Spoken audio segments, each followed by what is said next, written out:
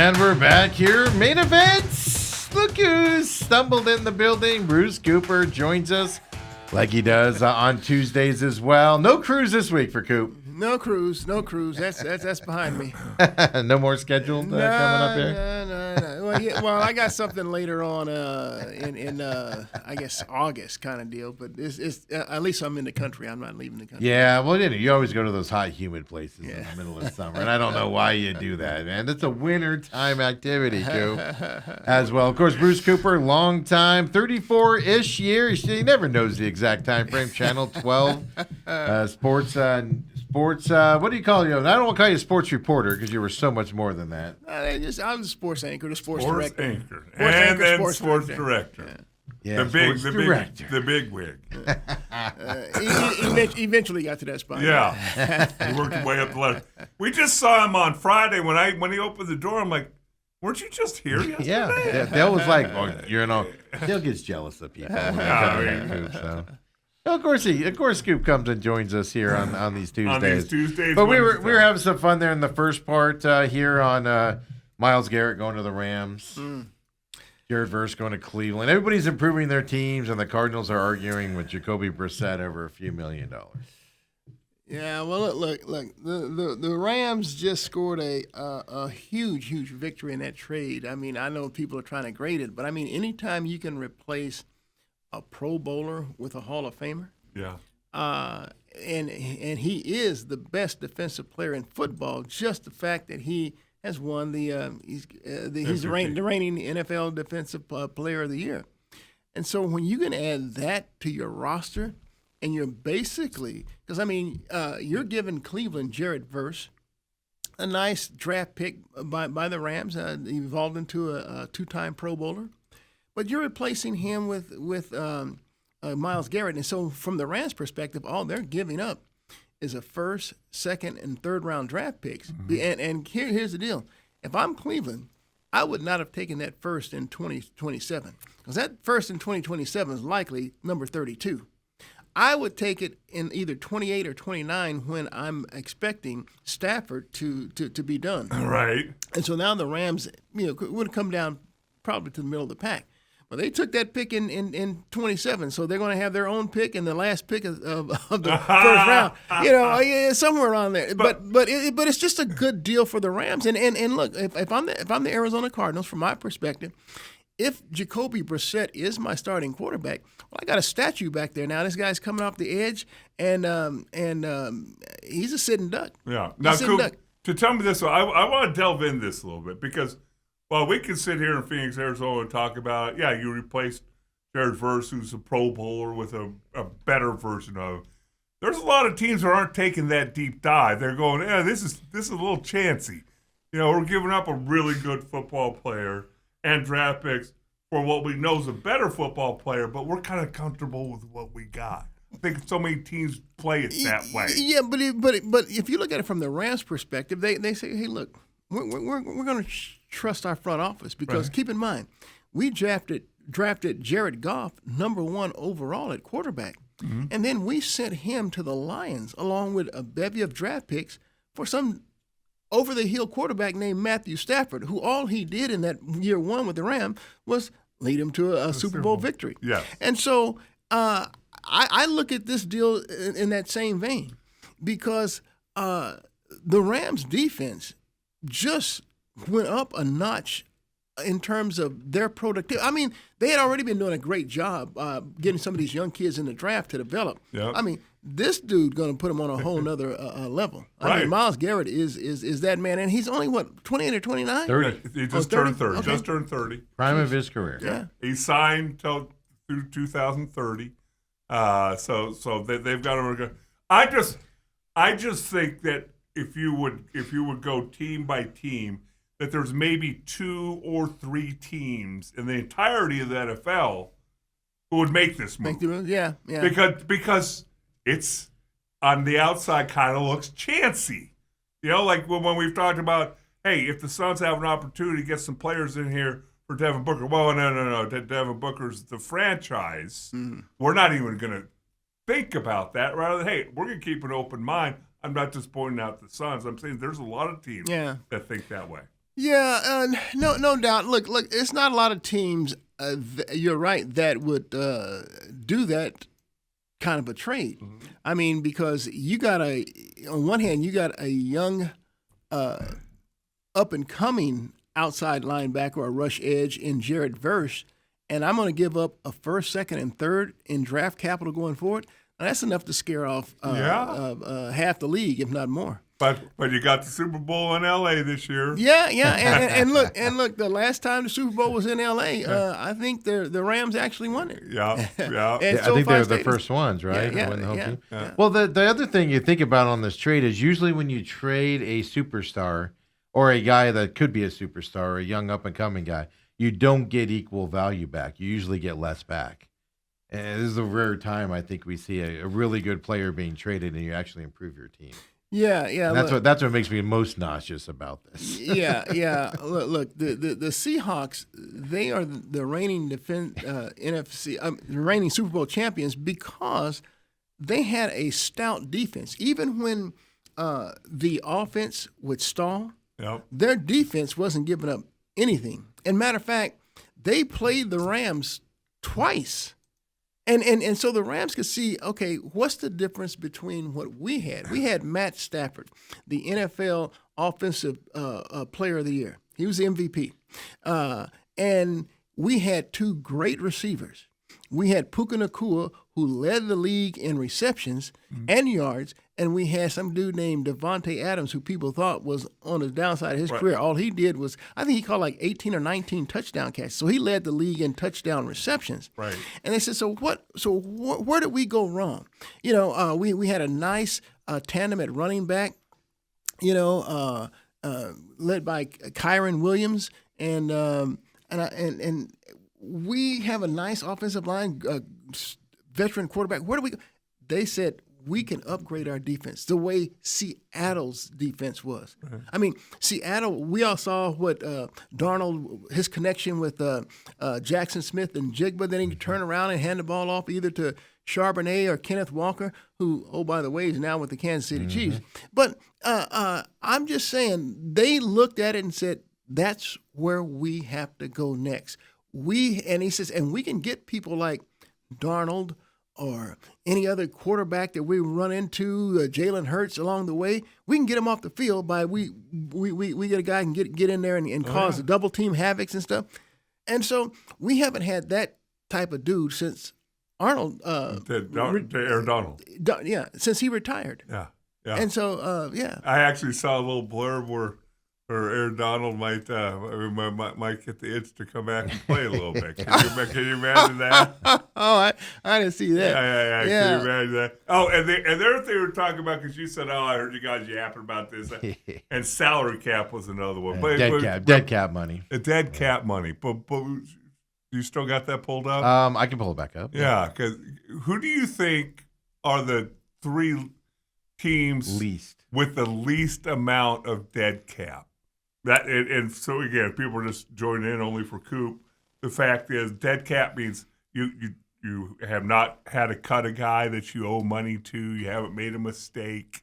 Whether it's Kyler Murray counting $45 million against the Cardinal cap this year, or well, see, that's Cardinals are just stupid. Yeah. They really are, because as you guys know, I've said on this program many times, I'm not cutting the dude unless I got something better. And wouldn't you love to have an elusive guy like that with the Rams now, having a guy like Myles Garrett on the spot? I know it's OTAs, but look what he's doing in Minnesota. Like, he's changed the whole attitude around the Minnesota Vikings with him being there, in terms of that offensive side. It's just It's just like, But so the least amount of dead cap. Well, look, I don't really have a clue, to be honest with you. I've never really thought of it. Well, I'll put it this way. Let me give you the top 10 here: Dolphins, Browns, Saints, Jets, Cardinals are top 5 with most dead money. And loser teams, right? Loser mentalities, stuff like that. Then you get into some winning teams here. You got Eagles, Texans, Raiders, Jaguars, Bills are the other 6 through 10. The Raiders are a winning team? No, but Eagles, Texans, Jaguars, Bills. I mean, Jaguars have their problems. So team with the least is, I'll probably say the Rams. No, they're about the middle of the pack. Yeah. But there's a certain team that has a trophy up in the Northwest. The Seahawks. Oh, Seahawks. Have the least dead cap money. Guess how much? Well, what's the most? Who has the most? 179 is the Dolphins with the most. 179 million. And you said the Seahawks have the least. Yeah. Yep. You're not going to get it. 25 million. That's what you thought too. Yeah. No, 513,000, Coop. $513,000. So that, in other words, Coop, they have not made many mistakes. Then you got the Broncos next up at $3 million. Then the Chargers are at $5 million. Well, okay. So here's the deal. If you just mentioned the Seahawks and the Broncos, those two teams have the best defense, or they had the best defenses in football last year. Yeah. Look, the only reason why the Patriots were in the Super Bowl and not the Broncos is because the Broncos' offense was just so inept that day. Bo Nix got hurt and couldn't play. It was just ridiculous. I mean, I think they only gave up 10 points. It was something. It was something like that. I think they lost 10. Bo Nix missed that game. Remember, with that foot injury. You're right. That's how the Patriots got. Yeah, you kind of forgot about that. You're right. Yeah. You're right. Yeah, no, they were without their starting quarterback and stuff like that. Yeah. No, we're just lamenting at the beginning how nauseous I am that it just continues to show, because even the Giants are playing. By the way, Koo signed with the Jets, not the Giants. We have to correct that. I have to correct that as well. Thanks to Ethan for clarifying that on me. And I'll never hear the end of it now on the drive home later. So you got even Cleveland. Yeah, they downgraded yesterday by getting rid of a generational talent, but they got a really good Pro Bowler back on top of it. Yeah, look from the Cardinals. Yeah, from Cleveland's perspective, yeah. I don't look at that as a bad deal because they're a bad team. Mm-hmm. They still haven't resolved their quarterback situation, and so they said, okay, we'll take a younger guy that can grow with us, and even though that pick's going to be number 32 in the first round. Yeah, we still have 3 additional draft picks going forward that we can help our team. And by the way, after this year, Deshaun Watson comes off their books. It's the last year of his guaranteed. Yes, I thought he had one more. So so that's huge for them because they lose that guaranteed money at that point. Yeah, and stuff. It's just amazing to see. But hey, we're coming up on the top of the hour, and I want to give it enough time out there here and everything, but. Yesterday, Larry Fitzgerald Sr., obviously Larry Fitzgerald, number 11 Cardinals, his dad passed away yesterday. Media member for multiple years, known throughout Minnesota, became nationally known as Larry got bigger and into the pros and stuff like that. You guys know him and have met him. The thing I'm most upset about on this is, just as a dad, I hope he can get to that Hall of Fame ceremony. That's what I'm just upset about. Obviously, it's a big deal for everything, but I was just thinking yesterday, just sitting there going, man, to go through all that, be so happy for your kid and missing out on that in August. But I wanted to give you guys enough time to talk about Senior there and all of that. Did you interactions with him there, Coop? Yeah. I first met Senior when Larry Jr. was introduced on draft day. And then I got to know him a little bit better that year up in training camp in Flagstaff. And I think when our relationship really started to grow was I asked him to do me a couple stories when the Cardinals were up in Carolina to play Cam Newton and the Panthers in the NFC Championship game. Okay. And so I had done a few stories leading up to game day with Mr. Fitz, including, their foundation work that they that they were doing with his late wife, who they lost to breast cancer, Carolyn. And so then it rained that day. I was up in the press box and I said, God, we got to fill a 1 hour post game show. So I asked Mr. Fitz if he would join me down on the field. I told him where we'd be. And once he finished up his locker room stuff, post game, if he'd join me on the field to do some live TV work. And he says, yeah. So I'm just waiting. I'm like, oh, geez, the guy's not going to show up. So I'm feeling I got to do some filibustering, and stuff like that. Dancing, the old dancing. And I'll be darned, here he comes, running up, and it's raining. So we have people holding up umbrellas for us and stuff as we're trying to do the thing in the rain. And I mean, this guy, he just had Mr. Fitz, he's never at a loss for words. He can feel, and he has stories and stuff. I mean, it's almost like listening to Vin Scully on a blowout game try to fill the broadcast. Right. But he's got stories. Right. And so I thanked him after that. And I tell you, our relationship grew after that. I mean, we talk a lot. Matter of fact, he includes me on his a little group chat deal where he sends out, he does his radios shows and things like that up in Minneapolis. So he'll share those links with me and another group of people and stuff. And on this very podcast, I was talking about Mr. Fitz and his son and the impending Hall of Fame. And, I was questioning if I had said anything that upset him because, Mark Curtis had called me and asked, "Hey, did you see Cam's interview with Mr. Fitz?" That's when he got voted into the Hall of Fame. Right. Yeah. During the NFL Super Bowl week. And I said, no. So I looked it up and I watched it. And so, I even gave some comments. And I have not talked to Mr. Fitz since. And I have left him message after message. And he just wasn't calling me back. And I said, God, this is very unusual. And I was sharing this with Dale. I said, I was going back and said, did I say something that, upset him? Because he, that's just not like him. He always gets back to me. We talk so much, and I'm like, I was really wondering. So at Larry Jr.'s media dinner for that he had, last week, thanking the media for his coverage, for our coverage of him during his time with the Cardinals. I asked Larry about his dad. I said, well, Larry, I thought Mr. Fitz would be here. I mean, he says, oh, Coop, he doesn't travel much and stuff. And I wanted to ask Larry at that point if I said anything that had upset his dad, because him and his dad, we're not talking anymore. But I said, this is not the right time. Right. And so I was shocked when Cam Cox actually called me and said, hey, man, did you hear this news? And he told me that Mr. Fitz had passed and that Marcus, Mr. Fitz's other son, had put out this post. I said, gosh, I get it now. All right. So, but those were my thoughts and that I had said something maybe on this very podcast right. that it teed him off. And Mr. Fitz is always a straightforward guy. Well, that's what I was going to say. He'll let you know. And I'm just like, God. That's what I was going to say. That's what I would have told you was just, he will tell you if you may say something he doesn't like. Yeah. But I'm very saddened by the news. I mean, he was a great man. Matter of fact, Mr. Fitz, he had a procedure. I went in for an open heart surgery at the Arizona Heart Hospital in 2012, and probably like maybe 6 months later, Mr. Fitz needed a procedure, and he was in that same Arizona Heart Hospital, and they shared so he shared with me. They said, "Hey, Coop was in. This is the room that he recovered in." And Mr. Fitz says, "Well, I want that room." Yeah, he looks good now. Yeah. So he shared that with me, and so I mean, I never knew that he had any other health problems since then. Right. And.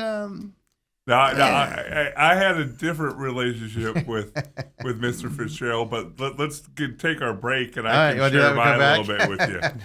Dale's isn't as glowing as yours. Everything ultimately ended up really good. Well, let's get into it. Yeah, absolutely. So come on back, folks. Second hour main event coming up next.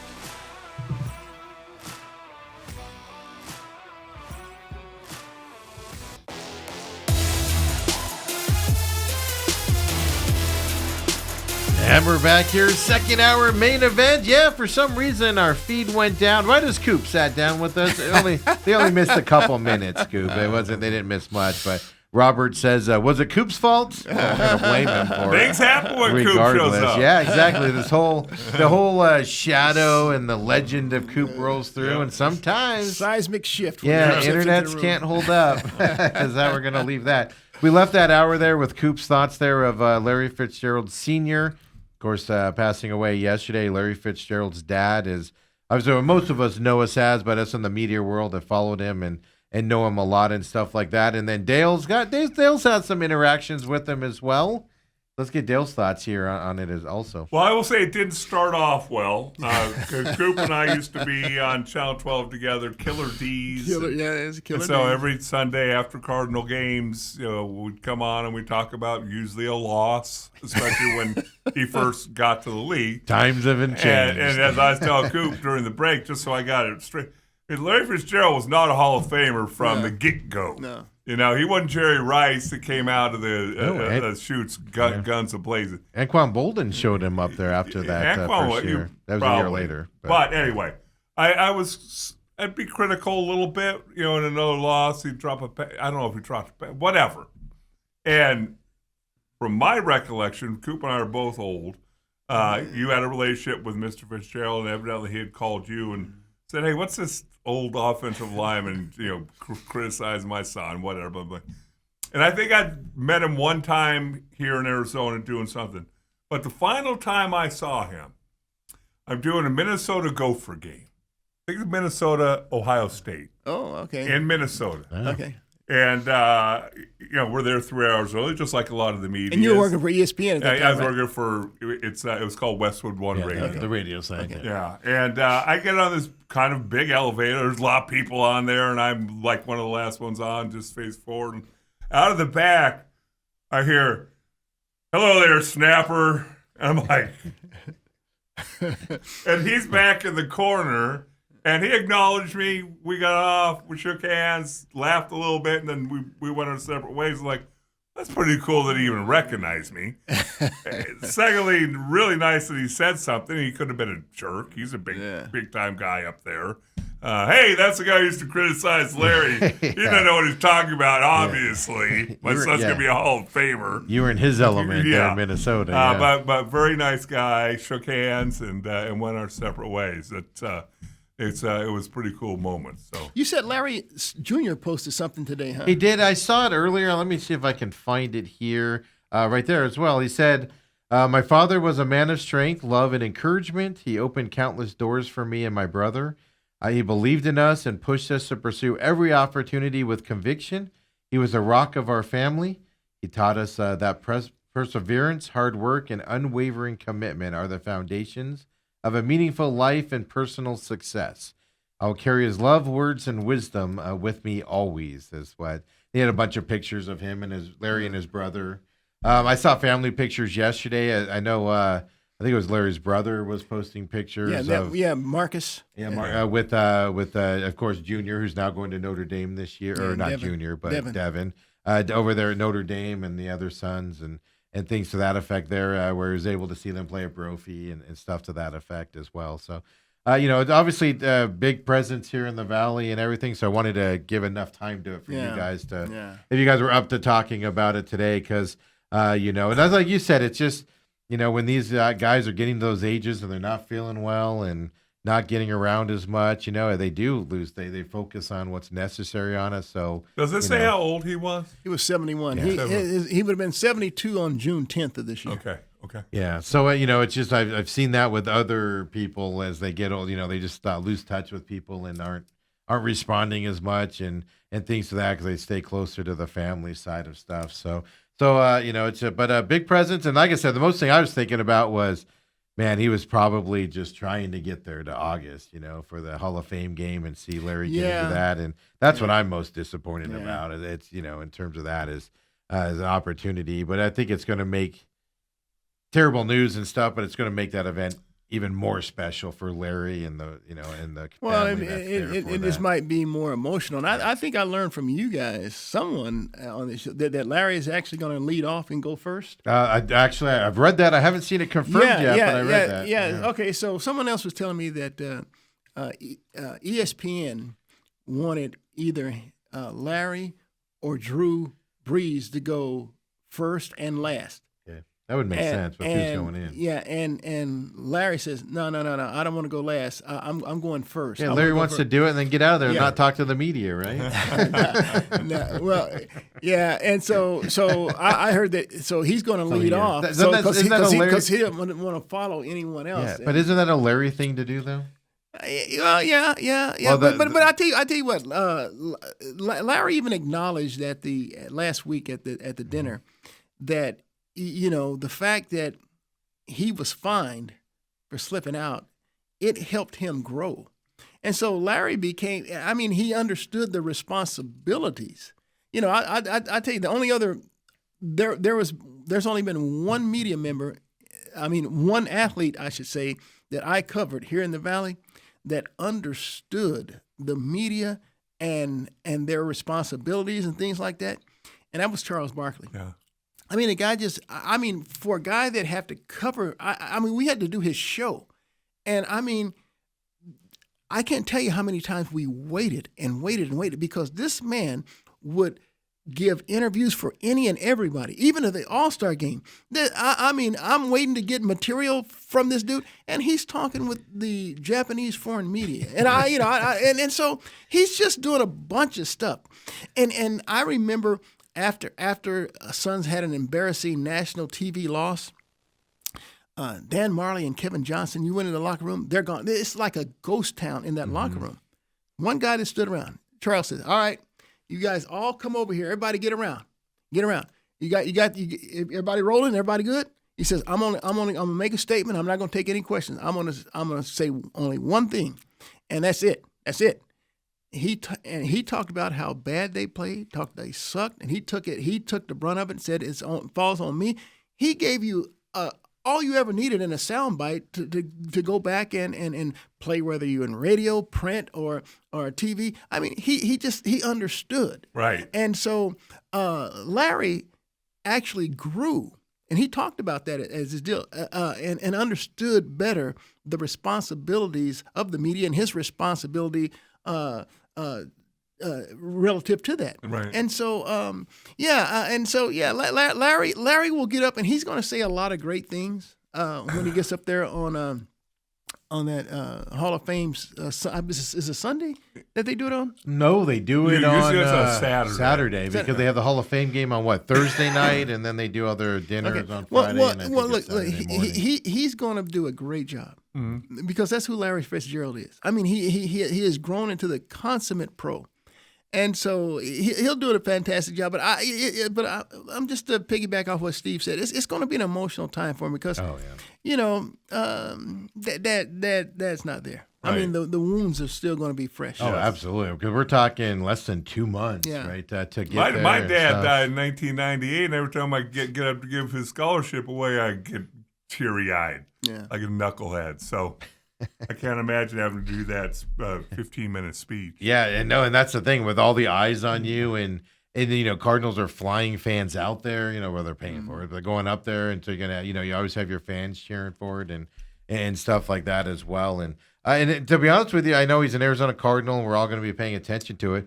But of all the guys going in, him and Drew Brees are the two that you're going to obviously pay the most attention to and want to hear from the most. Not to take away from the linebacker and stuff like that, but the linebacker. What was his name? You mean the what was his name? The long snapper? Yeah. Don't want to hear from them. No, but those are going to be the guys to pay attention to, and Larry's taking it off will be definitely a good and from that side. But one other thing, since we're just talking things bad in the world out there, this popped up yesterday, and this makes me upset.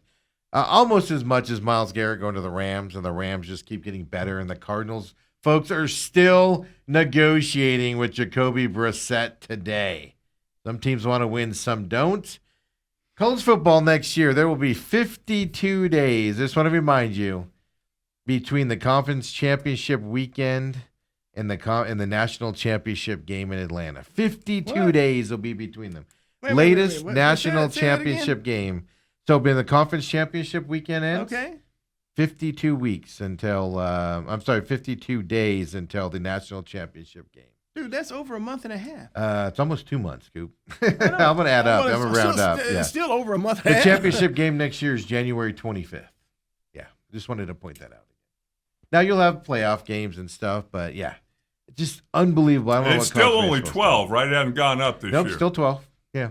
By the way, the Hall of Fame class, the linebacker was Luke Kuechly. Kuechly. He only had like 1 million tackles. No, he was good, but he was Carolina. Yeah. Roger Craig. I'm not saying you don't want to listen to them. I'm just saying that to me, the two guys that I'd want to listen to the most. Yeah, well, you're a Cardinal fan. What's Roger Craig going to know about? What's he going to talk about? Bill Walsh and winning Super Bowls and the catch? Is he going to bring up the catch? Some guy named Joe Montana.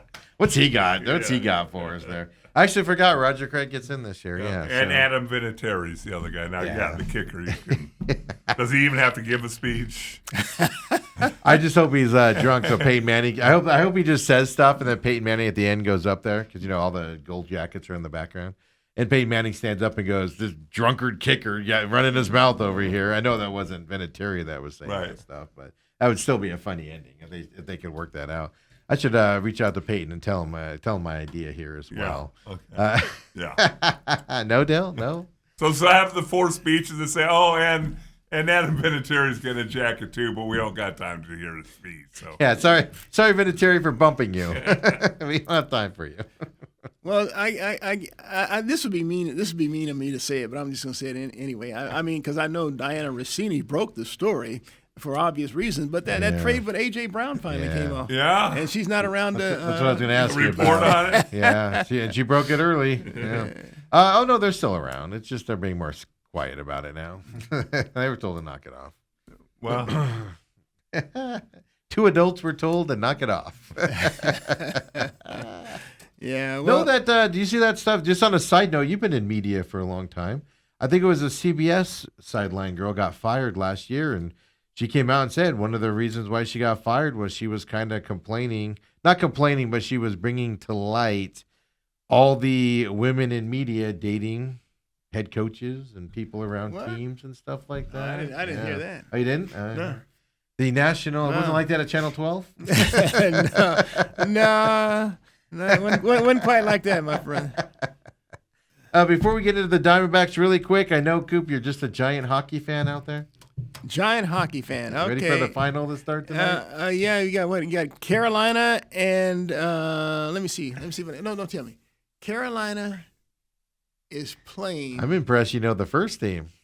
The Las Vegas Golden Knights. They are. There you go. In Carolina kicks off tonight. I just wanted to get Dale's breakdown of this game. Dale breaks down hockey. Here's my breakdown. My breakdown is every bit as good as Steve's breakdown because Steve, who knows hockey, obviously says the Colorado Avalanche are unbeatable. Well, first of all, everybody said that. Unbeatable, and that they're going to march their way to the Stanley Cup Finals. And they got swept, didn't they? They got swept. Yeah. Not Game 7, Coop. They got swept. So, I know as much hockey as Steve does. I think it's going to be a fantastic series. Mm-hmm. And I agree with you there. And I think that the Golden Knights, with the momentum they got, look out, Coop. Yeah, look, I was rooting for the Montreal Canadiens just because, you don't want to go that long. It's over 30 years since 93 was their last one. Longer than the Cowboys. Yeah. Yeah, and so I was rooting for them, especially after being on that cruise and seeing how many Canadians were on that cruise and that were just diehard Canadian fans there. I was like, oh, okay, I'm gonna buy into them, and so I was kind of hoping that they would do it for the northern part of America. The hat of America as well. Carolina's 12-1 in these playoffs, by the way. Carolina's 12-1. Yeah, 1993. I wanted to make sure because I started thinking was that the Knicks? I thought I was the governor of New York there for a second. The Knicks were 73 since 73, yeah. So 93 is last, and Montreal was the last Canadian team to win the cup, and they did it in 93. Last and stuff like that. But no, Dale, I'm shocked you went with the Knights. I'm actually picking the Knights. I put my fandom aside and all of that stuff. Well, you're a fan of the Knights. I know, but I put it aside. I broke down the lineups and stuff like that. I will say Carolina will win Game 1 tonight because Vegas has been sitting. I'm interested in seeing how Vegas plays tonight, and if they sneak out with a win, they're definitely winning this series. But it's going 6 or 7. I look at Vegas like I do the Oklahoma City Thunder, and I know, but it's a little different because Vegas was truly an expansion franchise, and I just watched. They had the expansion draft, so each NHL team can only protect so many players. So and we had the Coyotes at that time. Yeah, had the Coyotes exactly. And so I'm watching who they took from the Coyotes as well, and blah blah blah. And I mean, damn, if these freaking guys don't go on and just, I mean, they had an unbelievable expansion year. Right. Yeah, they made the finals in their first year. Yeah. Or final in their first year, yeah. And I'm just like... That's what good owners do, Coop. Good. Well, sheesh, come on now. And so I'm jealous. And so I think a few years later, they actually won it all. Yeah, they did, yeah. And they've won one. They lost to Washington. Well, I'll say it this way. This is their third trip in 9 years. Yeah, and dude, and the Coyotes were here since '95. They couldn't even sniff the playoffs after that a while. 1 year when the NHL owned them, they went to the championship. Yeah, round. They lost to the Kings. Western, they lost to the Kings. I was there for that. They were hot that year. But don't tell me the ownership group wasn't pushing them through. Well, look, they had some absolutely had some great battles, and they had some great teams when they first got here. But Kachuk and those boys, those guys, they were annually in the playoffs at America West Arena. But they couldn't win a first round series. No, they could. And I remember it was they played a rock'em sock'em series against the St. Louis Blues. That's when I really started. Is that the one where Kachuk broke his jaw and kept playing? Yeah, and the Blues one? Cujo, Curtis Joseph. I mean, it was him and I believe it was Hobby Bullen. I mean, they just had great net minding in that series. I mean, and it would go like to double overtime and stuff like that, and fans had in the whiteout. I mean, even though they had these obstructed view seats, you would never know it. It was a madhouse. I mean, look. I couldn't believe what I was seeing. And so I didn't see that again until you talked about it, when they were in the finals against the LA Kings. Yeah. Dude, I do my shows out on the plaza because they at the Westgate in front of the building there, they would just, fans, they would pack it. It was incredible. Then you go inside.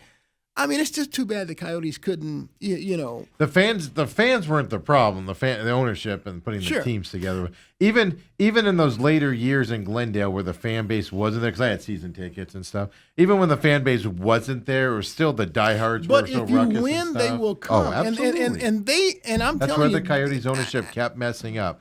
Was they were like, no, they should come. We're not going to put money into this team because nobody comes and watches them, and it costs too much money. Not realizing if they would have done it right and not put Gretzky in charge, who just brought his buddies in, and they weren't able to win and stuff like that, the fans would have supported them. At the end of the day, if you win, that 45-minute drive, hour drive from the East Valley becomes like a half hour if you're winning. Yeah. And to my point, so I was jealous of Vegas. So it's hard for me to root for them. And OKC, granted, they were the Sonics that came here. Dang it. I mean, they're doing something our Phoenix Suns haven't done. No. I mean, come on, man. So I get a little jealous of those two teams. They're sitting at home now. You should be. We're going to talk about that with you in a second. But here's the deal. I couldn't win in this series because I can't stand the Spurs. I will never forgive them for the Robert Horry hip check. Okay, but I brought up something yesterday because I agree with you. We all have those feelings. So when we come back here, I want to talk to you because obviously we won't see you. That series kicks off tomorrow. These are my two most hated teams in basketball. Oh. Spurs and Knicks. Is that right? Hopefully the Plains just break down. What do the Knicks do? I've always hated the Knicks. Just New York. Hey, Coop, you and I are old enough. My first favorite team was the Knicks because that was when Clyde Frazier was there. That 71, 72, 73. I was just getting into basketball. I was 8, 9, 10 years old. My first favorite team was actually their rivals, the Boston Celtics. Okay. Yeah, with Hondo, Havlicek. That was Patrick Ewing and those guys. They just always rubbed me the wrong way with their attitude. John Starks wanted to fight everybody all the time. We'll talk about it. Come on back, folks. Main event.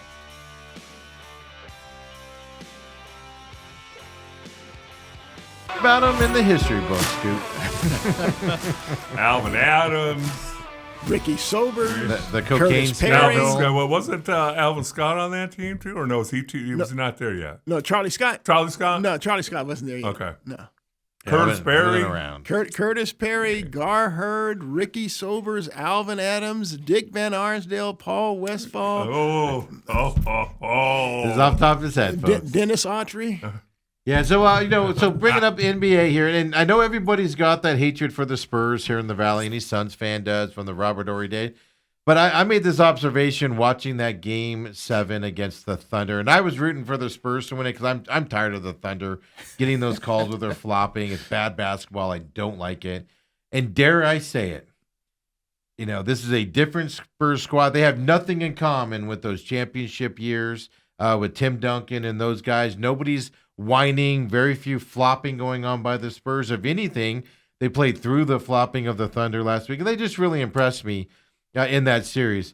So I have to compartmentalize is what I'm getting at here and say I want the Spurs to win this series. I think they're going to win this series. I do not like either of these teams, but this Spurs team is fun. Now, it helps that Popovich isn't the coach anymore, and he's, resting away on a shelf somewhere, and he's still got a presence there. I get it.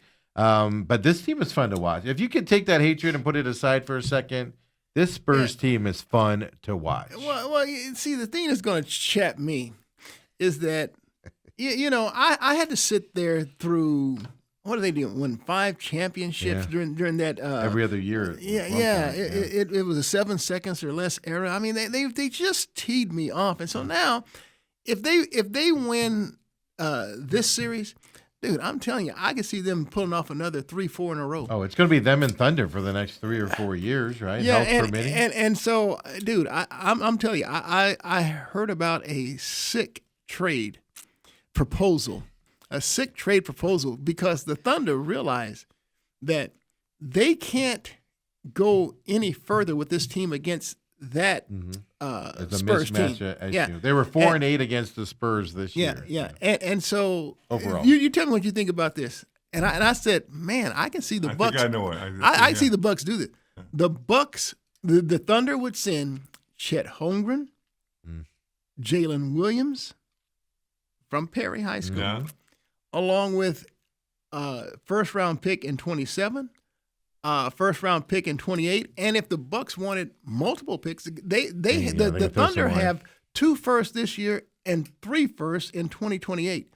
So they can even, let's say, throw a 127 and 228 first-round picks. If I'm the Bucks, I'm saying, dang, I'm getting 2 All-Stars and 3 first-round picks for Giannis. I got to do that. And so now, if you look at the Thunder, the Thunder now have something because Giannis Antetokounmpo, he can actually give Wemby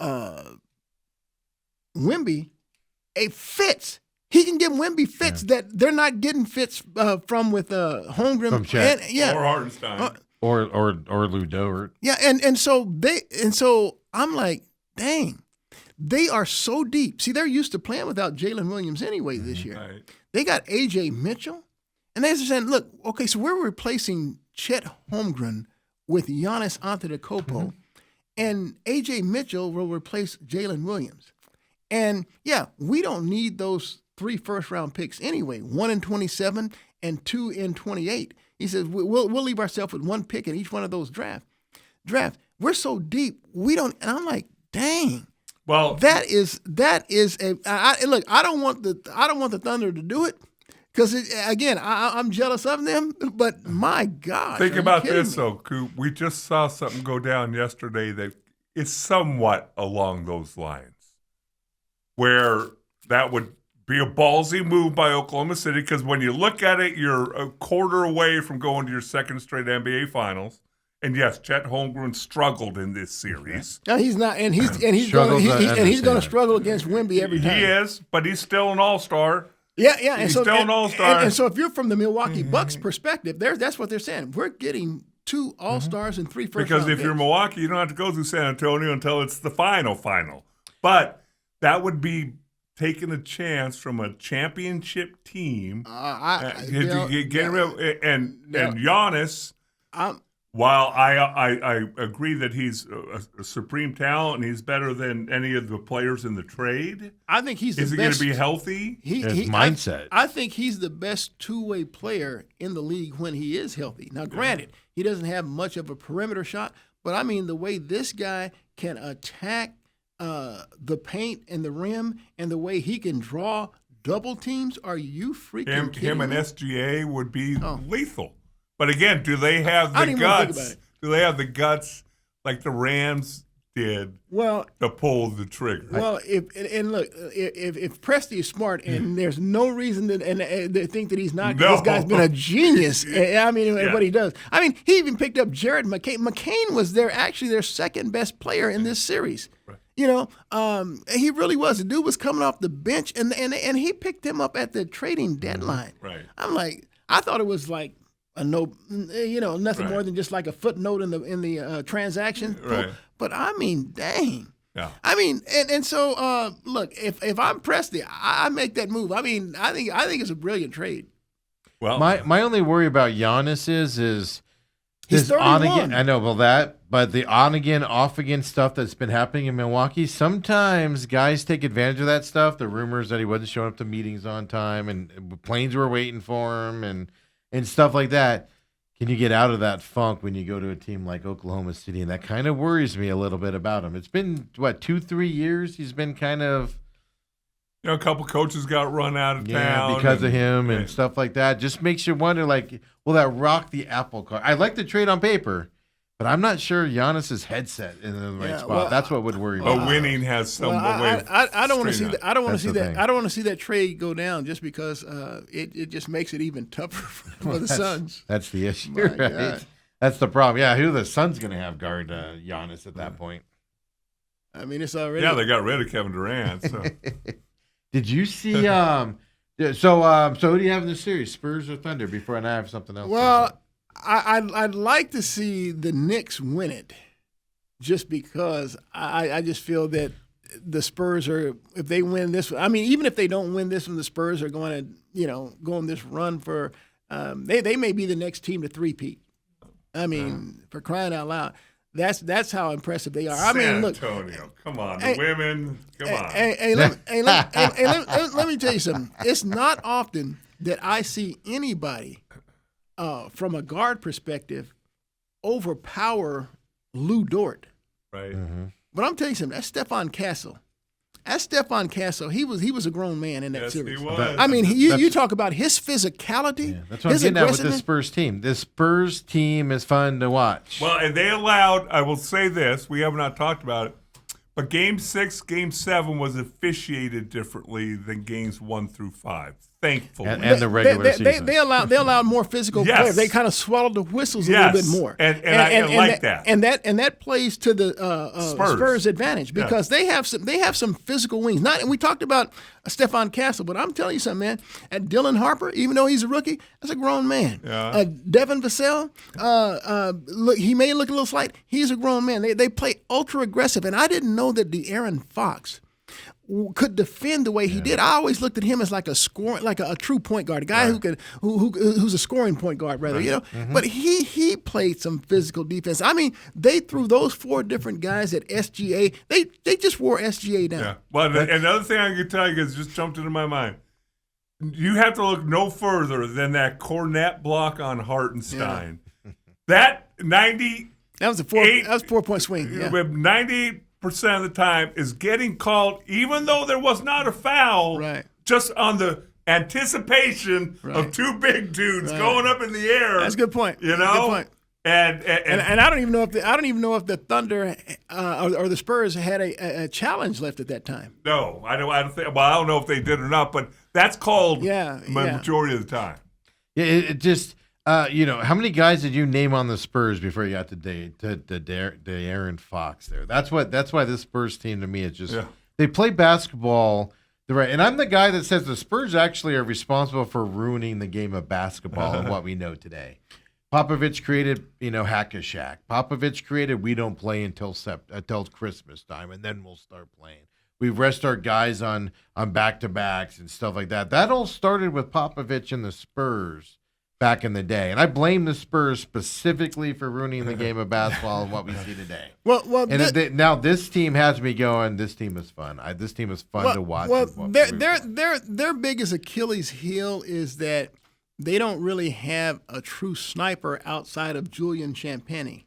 even though we know Harper and Castle and Fox and Vasil, they can knock down threes. They're not what you call prolific 3-point shooters. Champagne's their best one, and they don't have enough of those guys. So I gotta hope that the Spurs, don't wind up with any more sharpshooters. Here's my question for you. Because you want the Knicks to win it. I think the Spurs are going to win this, but it's going to be a series. I don't think the Knicks have not played a team defensively like the Spurs. No, well, they haven't seen anybody like Wemby. Yeah, since the regular season and whenever they played, right? Yeah. And stuff. Nobody in the East is like this Spurs team. Nobody in the East is like this Thunder team. And I think it's, winning by 30 in the East kind of gives you this built-up confidence. They've been at home for a while now waiting and things to that effect. And it's going to be fascinating to watch in Game 1 getting smacked in the face and how you react Well, to the that. thing that I'm interested in, I'm interested in seeing how Spurs coach Mitch Johnson attacks this game. Because we know the Knicks want Karl Anthony Towns, Cat, to play at the 3-point strike. And he's playing great right now, and they hope that draws Wemby out. Yeah. So I'm just saying that Mitch Johnson's going to say, nah, I'm going to put someone else on Cat. Right. And I'm going to leave Wemby on someone who plays closer to the paint. Now, we know when Mitchell Robinson's in the game that that plays to the Spurs' advantage because Wemby will get on him and Mitchell ain't going outside that paint anyway. So Wemby's going to be in the paint to do his Wemby things. But I'm interested to see how they attack this lineup with Karl Anthony Towns, who I just can't see Mitch Johnson. If I'm the Spurs head coach, there's no way I'm going to say, Wemby, you got Cat. There's just not a way. No. Because you're going to be standing out there 15 feet away from the basket. And Jalen Brunson and those guys are going to get in the paint. Not going to happen. Yeah. Coop, that might be one of the best points you've ever made, Coop. I'm making notes on that right now. I'm anxious to see what happens. Yeah. So we'll see what happens. Robert said, who would take Holmgren? A bunch of money for not much production. He's an all-star. Well, that's the thing. He's really good against guys not as tall as him. Well, no, but here's the thing that he's missing.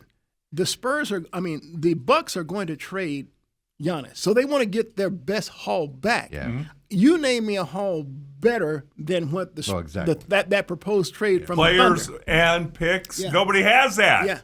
And so, look, you can say what you want about Holmgren, and I'm not going to necessarily disagree. But from the Bucks' perspective, they're trying to get the best haul back in return. Beat that, Robert. Well, and here's the other thing. When you talked about, because everybody said San Antonio, they're a year or two ahead of schedule, and this young squad, and on and on. And I'm like, again, some of the things just jog my memory, and the fact that I remember in '92 we had to go play San Francisco. They were 15-1 in the regular season in the NFC Championship game, and everybody said we don't have a chance. The Cowboys are too young. They're here a year or two early. And we were dumb enough to not even know what we're getting into. I see a little bit of that in San Antonio. It's like they just go play basketball. Yeah, especially with Dylan Harper, the rookie. I mean, that kid. He played huge in Game 7. He played huge in Game 7. One last thing from basketball before we move over to and Dale's crawled back up hauled himself back up on the Diamondbacks bandwagon after the weekend here. I broke an ankle yesterday and I pulled a hamstring trying to jump back on last night. Did you see Yusuf Nurkic was on a show? Read that. Did you see this? It was all in his native language, so you had to do it. On what he said about Coach Bud. Did you see this? Yes. Called him. He was an alcoholic, and he was. And he was doing wild things like. Well, we knew the second part before you say what it is. We knew he was because remember he went to Booker and was like, "Hey, this is my team. You don't talk to." Wasn't that him or was that the coach before? No. That was Budenholzer. Yeah, that was yeah. So we know that happened. So we know he was having wrong conversations with players one-on-one. But he's really knocked it off there. But to say a guy was just an alcohol addict is how he phrased it. And now, like I said, it was in his native language. So transformation. And then what he did individually. And then he talks about how he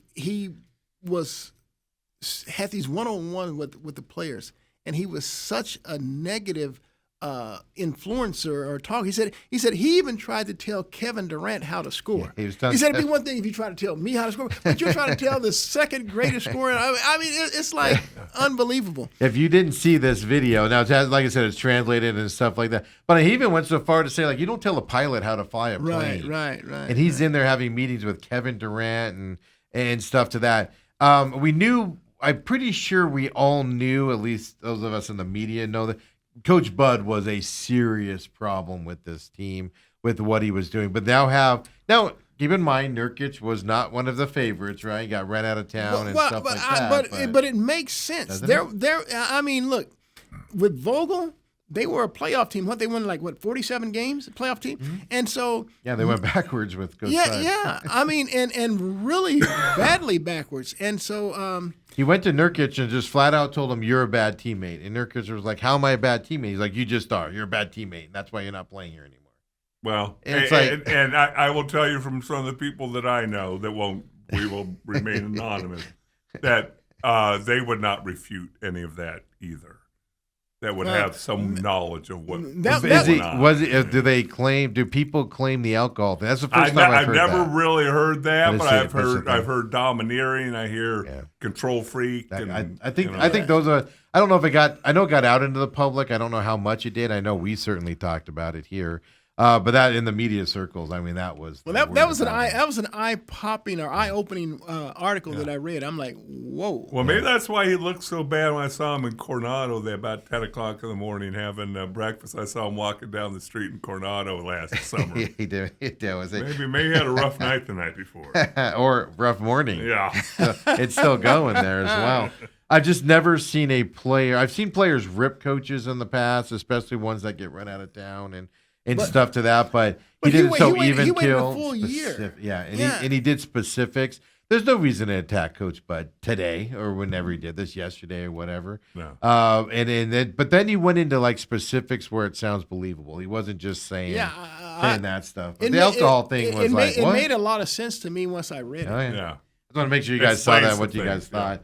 And it's just like, what? But to say a guy's got a drinking problem, I mean, that's.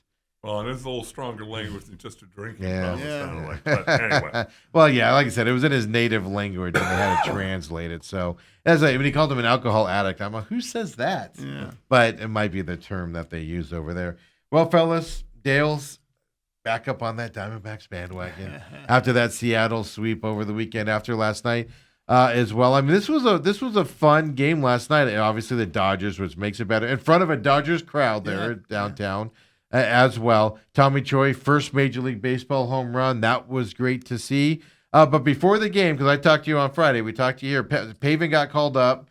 Tim Tawa got sent down. I wasn't surprised by that. I figured it'd be him or ADC is what I was thinking. Del Castillo, one of those would go down, but it was Tawa. And then Santana. Here's the question I got for you. Now, he re-injured himself. He's only making $2 million this year. Is this a we're just gonna pay you play out your season? Don't even bring his name up. 60-day IL. Let me tell you something. The way that Ildemaro Vargas is playing first base, and keep in mind, Fernandez is struggling. They moved him. I mean, look at the play he made last night. You know, the double play. He just makes plays, and so I talked about Tawa's positional versatility. I'll tell you, this Ildemaro Vargas, this dude, his glove is amazing. Yeah, hey, look, the most amazing glove I've seen on the Diamondbacks in my time with it has been Nick Ahmed, and obviously Ahmed is no longer playing. But I'm telling you, this Vargas, it doesn't matter where you put him. This kid is something else, and he can. He's 35 years old. Yeah, I know. But he is, and this is like his third tour with the stint with the Diamondbacks. He's struggled everywhere he's been. Yeah, but the way he's playing first base, I mean, Santana is irrelevant. Don't even mention his name. No, the only reason I bring it up. This is what you got to put in front of Santana's name. DFA. End of story. Well, this is my argument. I'm not saying he's not hurt or whatever, but it's almost like I saw him go to the 60-day, and I went, thank goodness. Because you could just see the Diamondbacks trying to shoehorn him back into this lineup and stuff. I can't and they're not do even that. messing with it. And here's the deal. I think I touched this last week, but look, I just read where I saw in the game last night. They gave an injury update report. They talked about how AJ Puck's going to start a rehab in Reno, and Jordan Lawler's not far behind him. He's actually hitting in the fall league right now, and I think he's got to go to Reno and get some bats. And so I'm like, okay, now we're getting into some problems. See, and that's what I brought up to you last week was with guys coming back here, you're going to have roster problems. Like Gurriel's coming back, and then what do you do? But these aren't guys. A different term. They're not problems. Yep. Because it's an overabundance of guys nice that can play. Well, here you look. I've already figured out that problem. I already know what I'm gonna do. But let me tell you something. And this is another. Just because Puck's coming back, and then you watch Taylor Clark. Yeah. He threw the 7th. I mean, the guy's been spectacular. Yeah.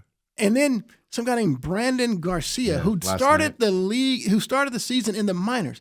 This dude, his ERA is under 1, 0.75. Yeah, whereas Clark's is just barely over 1. And so I'm like, Ginkel's throwing extremely well. Even Loaiza, who I mean, they are throwing well. So I mean, who do you move out? Who do you move out to bring Puck back in? But you got to know, Coop, and you got to know the way the Diamondbacks operate, that within the next month, there will be an injury to somebody. Don't you think? Well, honestly, don't the odds tell you? Why would you even speak that into the existence? I'm not casting it upon anybody, but isn't that kind of the way it happens? Yeah. Let me tell you something. The way I'm looking at their bullpen, and I'm definitely going to keep Brandon Pfaadt anyway. He's the question mark that you got. Well, I got to keep him. I got to keep him because I'm looking beyond this year. I think he's still a big part of my future. I am not discarding him. So hold on, but for the rest of here's my question on Pfaadt though. For the rest of this year in the bullpen, because they're doing this weird thing with him where they're trying to keep him stretched out for starter, but then want him in the bullpen. Yeah. And you could see an injury. We saw that with Dre Jamieson when they try to do that with him. So they got to decide what they want from him this year. He's either going to become a relief guy or he's going to be stretched out. I don't think he has any minor league options left. So I have to. I thought he had one left. Does he? You might be right. Okay, but I do know this. I am trading both Lourdes Gurriel. Okay, I agree with that. And Zach Gallen. Trading them both. Right. They're both in the last year of their contracts anyway. And I might as well try to get some prospects for them because, look, if you could say, well, look, the Diamondbacks, they're clearly showing they're going to be a playoff team, so you like the experience of a Lourdes Gurriel Jr., I'm going to say San Antonio Spurs there.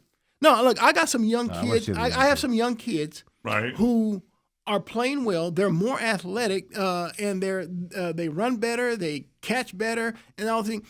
They're lacking experience. I'm going to give these young kids a chance to gain some of that experience on the fly this year. Gurriel, bye. Zach Gallen. Look, I got some dude named Corbin Burns coming back, so it's not an experience thing here. But you're in the final year of your contract anyway, and you're the worst of my 5 starters right now. Bye. Yeah, and it's pretty simple. By the way, Brandon Pfaadt does have minor league options remaining. I was pretty sure really? He did. Yeah. And so that's why you got to make the decision. You send him down to keep him stretched out to be a starter, but they're trying to do it both ways, and I think he's struggling at that point. But the other thing, that where you got holy cow, I just forgot the other thing I was going to talk about. That was super important besides Brandon Pfaadt. Well, while you're thinking, here's the thing that bothered me about last night, Coop. Great win and all that, but I want my boy E-Rod in the All-Star game. He goes 6 innings, gives up 1 run. And doesn't get the win. And here's the deal. He didn't have his best stuff. No. And he was taking on the best team in baseball. Yes. I don't know, excuse me, Atlanta Braves fans, but the Dodgers still are the best team. You may have the best record, but the Dodgers are the best team. So I mean, he did that. Yes. And then the bullpen and I got again a tip of the hat again to Sewald. I mean, he's 14 of 15 in opportunities right now. Yes, dude. He's got a 3.6 ERA. E-Rod again 2.24. Wasn't that his? Was that his 15th save last night? Yes, it was. Was it 15? So 15 to 16. Yeah. Well, okay. I remember what I was going to say now. I heard a professional broadcaster that knows something about baseball. I didn't out him yesterday. But I heard him yesterday, and I came in just flabbergasted. He was saying, but he knows more about baseball than I do. Hit the game-winning blooper there to win a World Series. He came out and he said that the young guys in this lineup are putting too much pressure, and I'm paraphrasing, too much pressure on the veterans on the top of the lineup to where Martes and Perdomos are trying too hard because they know they have to pick it up for the young guys. basically saying the young guys at the bottom of this lineup are hurting this team. And this was coming off of the Seattle. I think that's garbage. Hey, dude, I didn't hear that, but I can't see Gonzo saying that. I can't see him saying that. When you said a guy that had a bloop hit, I already knew who it was. I knew it was.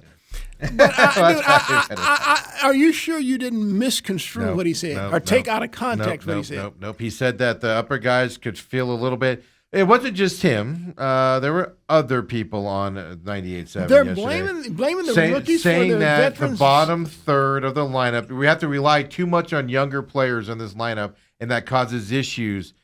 And they're talking specifically about the Seattle series, not last night. Forget about last night. You don't know about last night yet. And they're saying that, that stuff. My argument is, dude, he couldn't have said that. He couldn't have said I'll find it for you. I'll find it. I was a flabbergasted. Yeah, because I want to hear that too. So then I came in here, and I was all about to. But my argument is, Ketel Marte's one of the best second basemen in the league, and he just had, won the award for hottest player in baseball or whatever the award was he got, and then he went 0 for 10 against the Seattle Seahawks. My argument is your Perdomos, your Martes, your Corbin Carrolls, and I'm taking Corbin Carroll out of this because he's the one guy that fairly gets in it. Those are the guys that are supposed to get you out of slumps. And it seems like those are the guys that put us into slumps. And that's where I get frustrated. Interesting enough, I was saying all this yesterday, and then Marte last night goes up and gets the insurance runs and everything, and makes me look like an idiot. I'll tell you this. The Diamondbacks continue to bat Perdomo third. And this guy, last year, every time it seemed like he came up in a big situation with runner in score position, he came up with that hit. He was an excellent bunter. He knew how to lay down the drag bunts and things like that, or even just sacrifice people over. He always did the right thing.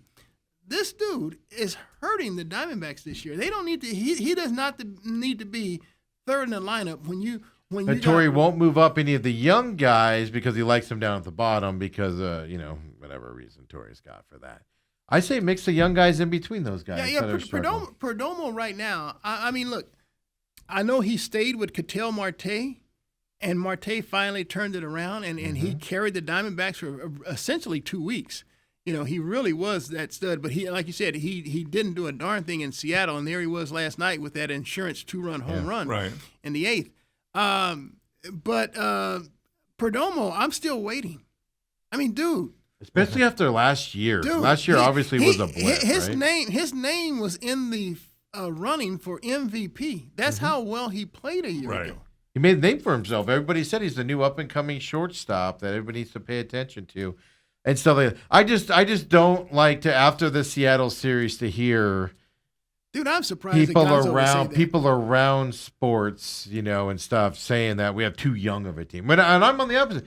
I'm actually arguing, no, like you, Gurriel. I'm sorry, either DFA because he's not worth that much. No, you got, or you trade him. You can get some of them trade.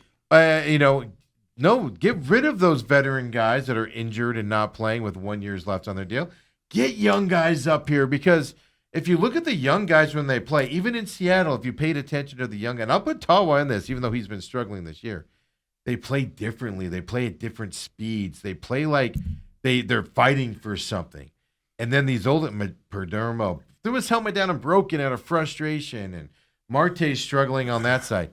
The young guys bring something to this team that they badly need, and that's the guys you need to see there. Now look, I've seen Troy now not make 2 plays in left field. Tommy Troy? Yeah. And the one last night led directly to the Dodgers' only run. He's coming in. He called it. I guess you can see him saying, I got it, and it went off the thumb of his glove. He kind of like overran it a little bit, and it went. And so that now put Paez and with a double and move Shohei to third. And now the sac fly on the next batter gets their only run in. Whereas if he makes that catch, Shohei stays at second. And then the fly out helmet, and the Dodgers never score. They're shut out. To me, Tommy Troy's the one guy I like his bat, but he's the one guy that. I'm talking Fernandez. I'm talking. And here's the deal: you got to keep this in mind too.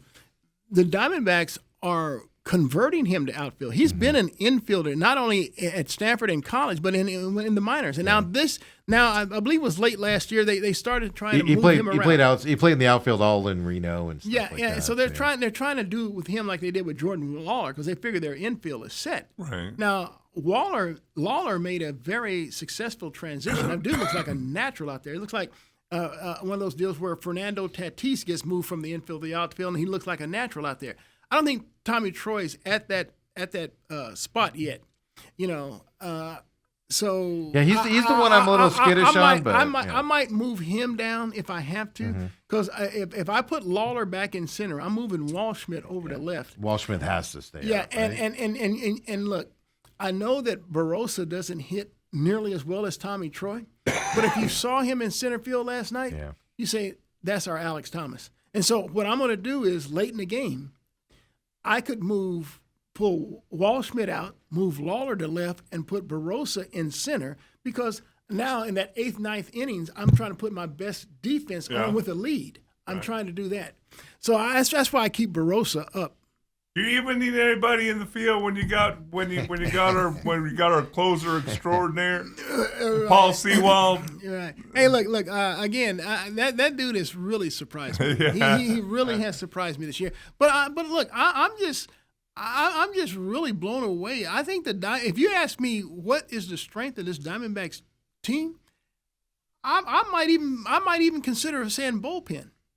Oh, now really you have to. I might, and I would never have said that. I don't remember if I had this stat for you on Friday, but I had it last week. Diamondbacks have the least pitched bullpen innings, second least. Dodgers have the least. Diamondbacks are second least pitched. Well, that means your starting pitching is doing well. That means your starting pitching is going deep into games, and you're only 3 innings or 2 or 3 innings for your guys, and that's how you keep a bullpen fresh to where they aren't screwing up all the time because they're not tired and arms all dead and stuff to that effect. They actually are getting to the point now. Well, they have to pitch guys. Yeah, they literally have to throw guys out there just to get them some work because they hadn't pitched so long. Who goes tonight? Is it Soroka?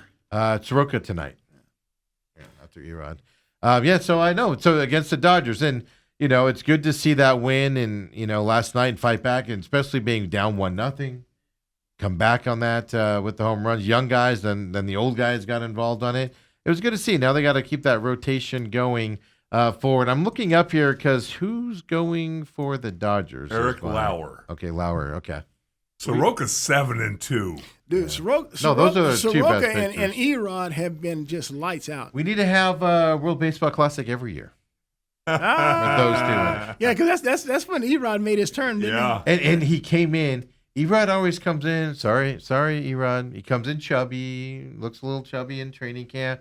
And he was in that World Baseball Classic, and he was jacked. He was ready to pitch and all of that stuff. And it's like, all right, that's what he needs.